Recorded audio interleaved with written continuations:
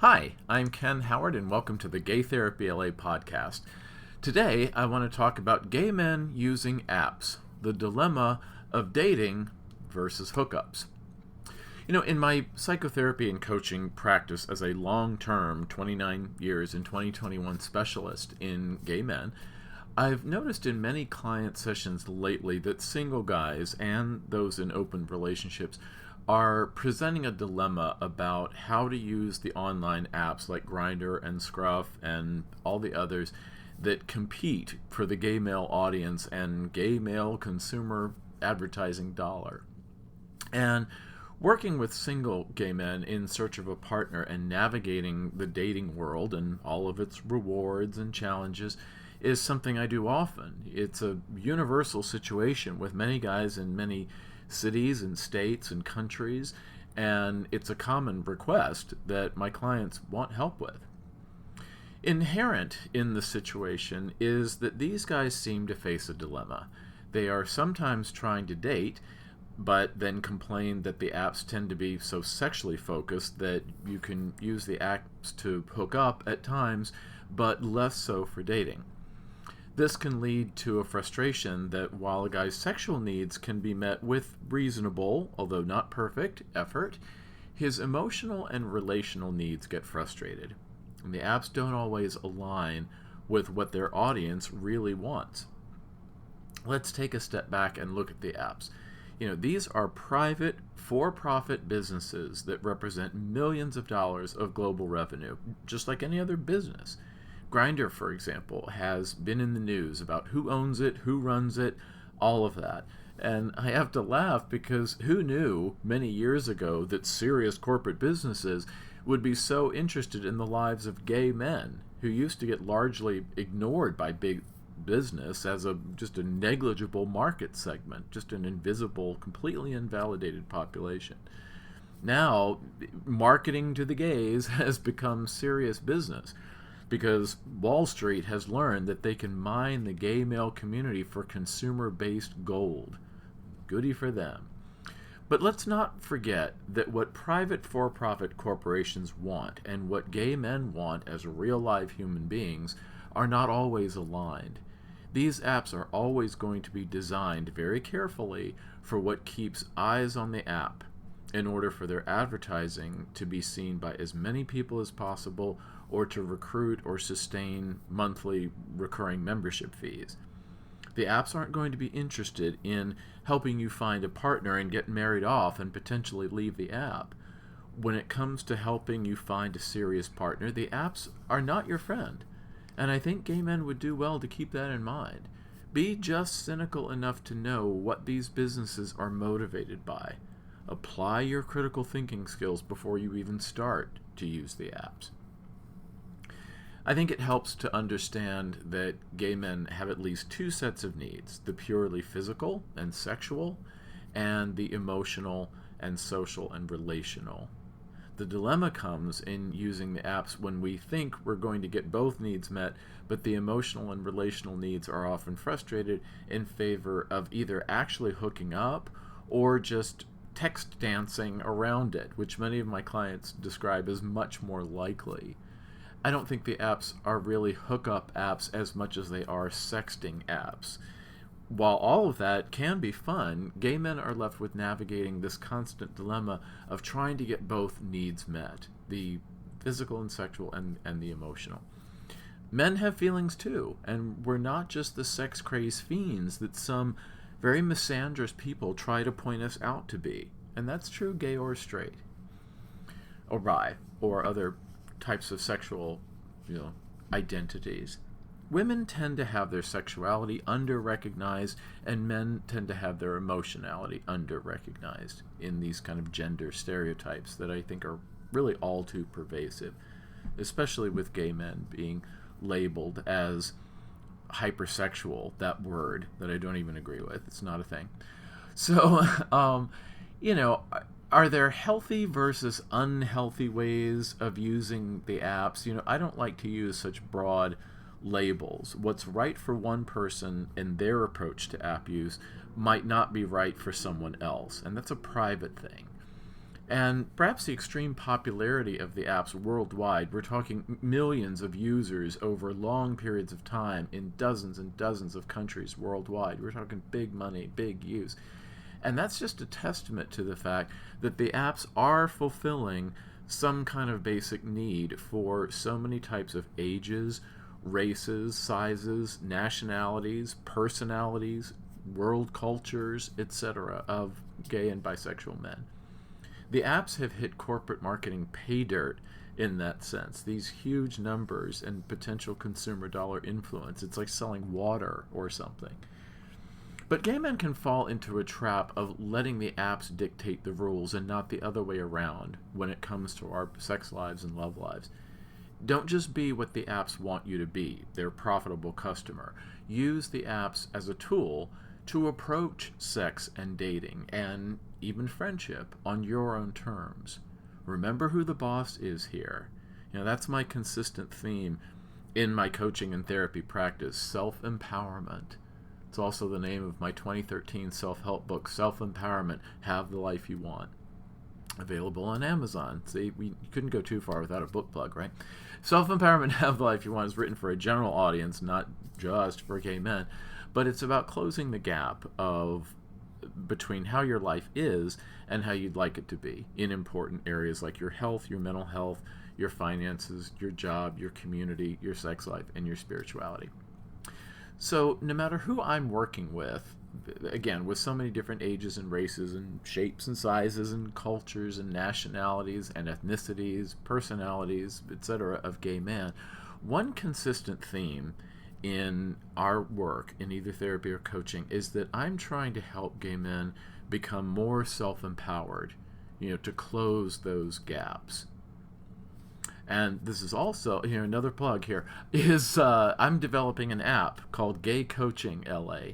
So it's not quite fully launched yet, but I want you to put that in the back of your mind because the Gay Coaching LA app will be available shortly, and that will be available to guys worldwide, again, in these different life areas. And there'll be content like the podcast in that, along with some other things exclusively for members. So keep an eye out for the Gay Coaching LA app. So when you take the power, it's not subjecting yourself to what the apps want you to be, their long-term, consistent, profitable customer. It's you using the apps as a tool for your own life goals when it comes to sex and dating. So my advice, based on my work with so many clients over the years who are using apps, and that's just about everyone, is to take the following steps. There are 10 of them. So let's go through, just from all my work with guys in the apps, this is what we've kind of come up with over the years. So number one is choose which app you want to try. Use one at a time and see what kind of responses or reactions you get. Some say Grindr is for younger guys, and others say Scruff is for edgier guys who have body hair or facial hair or more daddy types. That's also Daddy Hunt or other apps for specific types, Growler for the bear type. I don't necessarily find huge differences in the audience because I think most guys they're members of more than one app. So number two is make your best profile using classic time-honored skills. Use recent, flattering photos. Use a variety of photos so that someone gets a reasonably honest idea of what you actually look like in your face and body and grooming style, and a little bit about your lifestyle by having photos in settings that you find yourself in, like the gym or out in nature or in landmarks in your local area. Avoid the frustration for everyone of using photos that don't represent what you look like if you actually met someone in person. You want that to be accurate. That's an old LA thing, me being in Los Angeles. Actors have to look like their headshots. If somebody wants to bring them in for an audition and they don't look like their headshot, it frustrates the casting director. So nowadays with apps, if someone wants to meet you or hook up with you, they want to have a reasonable proximity to your photos online and what you really look like. So that means you might have to update them from time to time.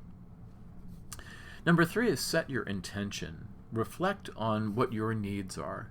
Are you looking to just chat about current TV shows or movies or current events? Are you looking for some fun sexting and teasing where meeting up is not practical, such as, chatting with someone far away? Are you looking to find someone to go on a date with this weekend? Are you looking for someone who is interested in finding a serious life partner or spouse? Are you looking for someone to do a specific thing with, like finding a new hiking buddy or a tennis partner? Start with your desired intent first, and then represent and express that intent in the pictures and the text of your profile. Number 4 should be automatic, but it's not. That's be polite. If you're angry and looking for someone to take it out on, don't go on the apps. We all know about guys who are using the apps for misplaced aggression, and there's even some online bullying that occurs on apps. My personal favorite was when I received a message that said, "Hey, nice face, when does your episode of Botched air?" Botched is a TV show, I think on E! Network, about bad plastic surgery. Another message was this: "Hey, Barbie called, she wants her hair plugs back." And that kind of hurt, because I have had a hair transplant. I don't think it looks like hair plugs. People have been nice about that. But, somebody picked up on that and decided to just be a mean girl about it. So don't be a bitchy queen. And especially avoid things like fat shaming, Asian hate, or any of the aggressive and really bitchy comments that make someone feel bad. That's just bad karma, and nothing, I guarantee you, nothing good comes from that. Not even the satisfaction of letting off steam or venting. Deal with your frustrations and your negative emotions some other way. Gay men are often victims of bullying, so don't be a perpetrator of it too. Number 5, allow yourself time, such as through mindfulness meditation practice, journaling, or just daydreaming alone in a quiet space to reflect. Try to identify and self-validate what your body needs as a guy, and what in terms of your desires in sex, such as what type of sex, oral, anal, manual, etc., as a top, a bottom, a verse, or a side, as my colleague Dr. Joe Court says in Detroit. He likes to rally guys who are sides, neither top nor bottom nor verse, not really into anal sex or those kinds of dynamics, but a side. And he says those guys don't get enough validation, really, he finds it to be rather common among gay men. Think about any kinks or fetishes that you really get into. Think about what kind of guy is your favorite, and what your sexual self really desires as a physical expression. Allow yourself to know what you really like without stopping to judge it or evaluate it or apologize for it, assuming it's a consenting adult. Then, once you know your sexual needs and intentions, set out to find compatible partners for that. That's the sexual side of you. That might be what you might think of in your approach with the apps, with finding compatible sex partners. They definitely will fill that purpose with some effort. Number 6, conversely, if you are tired of hookups, as many guys that I work with in therapy and coaching sessions can be, and you're almost craving the non-sexual interaction with your gay male peers, and you want to go on dates, then set that intention, especially with how your app profile is written. Use photos that are a bit more discreet, such as wearing a shirt, or photos of you in social or public situations, maybe with other people, fully clothed. Maybe throw in a photo of you in a swimsuit at a beach or at a pool or in the gym if you want to show what your physique looks like. But deliberately de-emphasize the sexual or even the sensual aspects of your profile photos or in your text in favor of what you like to do in terms of hobbies or pastimes. And then assert that in how you write your profile so that you attract guys for that same hobby or purpose that you're kind of putting out there. Number 7 is that you don't have to be Oscar Wilde or Tallulah Bankhead in your profile, to be the soul of wit. Just stating facts, huge tennis buff here, play daily. That's enough. Guys will respond to what you present if what you present is what they're looking for. Some people are going to respond, and some people very decidedly are not going to respond, and that's okay. You're kind of running through a filter of potentially hundreds or thousands of guys who are picking up on the profile. Think of the profiles that you respond to. What makes you respond to them? Is it an outfit they wore? Is it their face? Is it their body? Is it their clothes? Is it their setting? Is it their smile? Is it something clever or funny? What do you respond to when you see profiles? Maybe it's a hobby or a pastime that they mention. That's a good way to write a compelling profile, is to think about which profiles are compelling to you. Number 8, changing your profile often when your needs change is perfectly okay. Swap out the hobby photos for the sexier ones when you want to hook up, and swap those out for the more social photos and different profile text for when you're looking to date. If you're looking to date, say so. If you're looking to hook up or have fun, then say so. Stating your intentions has an influence on what kind of responses you receive. It's also the place to set boundaries about what you will and won't do, and especially around drug use. Everybody has different boundaries on that, and it's important that you find someone compatible in that area, as well as the role of alcohol, let's say. So number 9, remember that it's not just about the use of one app or even several, but using the apps is just one part of how you present yourself to the world, the real world, in 3 dimensions as a single gay man.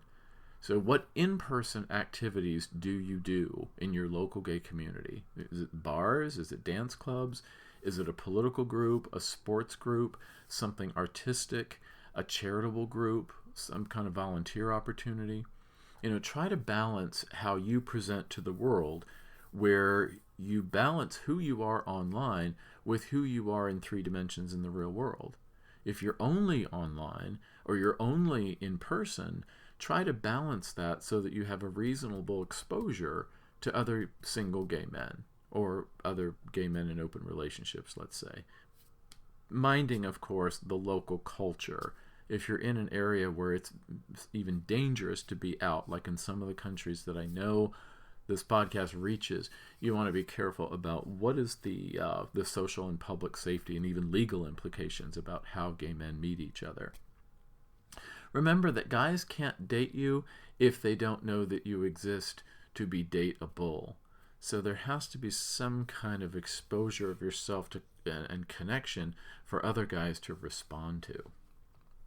Number 10, be clear on what your boundaries are. I said this a second ago, especially regarding the whole P&P, party and play subculture. I've worked a lot with gay men in recovery from crystal meth, and while I am not a prude when it comes to sex, drugs, and rock and roll, I'm actually a harm reduction liberal on those topics. I'm just not a fan of meth, though. It very consistently undermines gay men's lives, and I strongly advise against using crystal meth, even if you partake in other recreational drugs from a harm reduction standpoint. Not enough is said about the relative harm of different substances. Certainly in the United States, there's no recreational drug education for end users at all in the United States. It's absolutely forbidden. But what they fail to do in not giving education, especially to young people, is not to emphasize that crystal meth is in a class by itself in terms of risks and dangers. I've been doing therapy for gay men for 29 years, so trust me on this. I have a lot of data that's in my head and in my memories of working with so many different kinds of guys. And if someone on the app say that they party or they use the capital T code for Tina, as in the nickname for crystal methamphetamine, or the letters PNP or chemsex, my advice is actually to stay clear. Nothing good comes from that. And again, I am a hippy dipper liberal on a lot of these things. But consider what your boundaries are in terms of physical safety, like legalities, drug issues, and sexual boundaries. What will you do and not do? Don't do something that you don't want to do. Sexual self-empowerment is saying yes when you want to say yes with another consenting adult without guilt, or explanation or apology, and saying no when you want to say no. If something doesn't feel good, or if something doesn't feel right to you, or maybe it feels right with one person but not another person, you have control and dominion over your body. That's an important concept, especially for people like sexual abuse survivors or assault survivors. Your body is your own to control. It's like the pro-choice movement in the United States, where women say, my body is mine to control, not some guy in the government saying I have to have a baby when I don't want to. Well, the same thing goes for gay men, and what you want to do is your choice, should be your choice about sexual boundaries. And stick to those boundaries about sex and drugs before you even approach dating. Don't have it be something that you think of on the fly. Think about what feels right for you, and then see what you're being offered. And only make exceptions if you've really thought about it and you decide to try something like a different sexual act or something like that if you're really comfortable with someone. But be sure to self-validate the authenticity of your own boundaries and your own comfort level. It seems like, it has become some kind of pastime to have a negative festival about these apps. I think other bloggers and other figures in the gay community have just, made some kind of a name for themselves by saying, oh, aren't they awful? And just playing ain't it awful, ain't it awful? And, the apps get all kinds of blame. How they've destroyed the notion of the local gay bar, how they've reduced communication to brain-dead abbreviations, how they disinhibit guys to be the online mean girls, how they have made human interaction transactional, how they're an online meat market or a beauty contest or even a slave trade. And I think that kind of negativity really leads nowhere. You can say good and bad things about everyone and everything if you try. It's like guys who are so negative about the gym as being, body fascism and Adonis complex and all that stuff, that just kind of ignore the positive parts about athleticism and self-care and even the sport of bodybuilding. So maybe I'm just Pollyanna, but I like to take a more positive approach. The apps have made it possible for otherwise very isolated gay men, especially those in rural areas, to connect, whether that leads to being partners and spouses, as some of my clients have, or hookups, or dates, or friends, or even just pen pals to guys in other cities or states or countries. That's always a fun idea, to have friends in areas that you probably would never visit. There's plenty to bitch about the apps, and we have to just use critical thinking to realize that these are not charities, they're not Florence Nightingale, they're just businesses aimed at separating gay men from their money. And all's fair in the capitalistic commercial marketplace.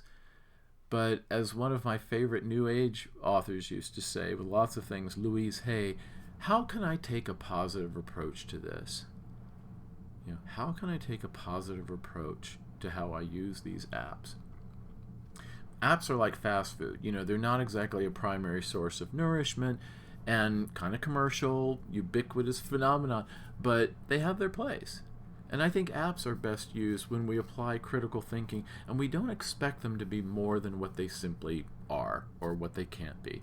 It's a paradox. The more we recognize their considerable limitations, the more we transcend those limitations and adjust our expectations. We don't expect a McDonald's Big Mac to be haute cuisine or nutritious fare, but, if we're on a road trip and that's the only practical food for miles and miles around, it'll do. So, I've written before about gay men's dating skills, and there are other episodes about gay men's dating. It's a big issue for guys who are either single or in open relationships. Or poly relationships. And I think it's an ongoing, ever-changing process that is similar to how gay men dated in the past, but each generation has new challenges in dating, economically and culturally and legally and geographically. In the past, it was about dealing with anti-gay oppression in the legal system and getting found out. by peers or bosses or the police. Today, in general, not everywhere, as we know, but in general, we have more legal rights. But the frustration of finding a goodness of fit with other guys remains challenging.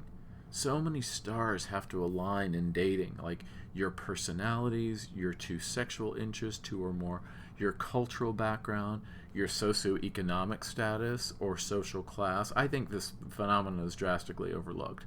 Let's face it, gay men tend to date within their own peer group of rich, poor, or middle class, as well as their peer group in terms of what class of traditionally hot they are, but I think that's a topic for another time. There's some differences, but birds of a feather tend to stick together in the big gay urban centers.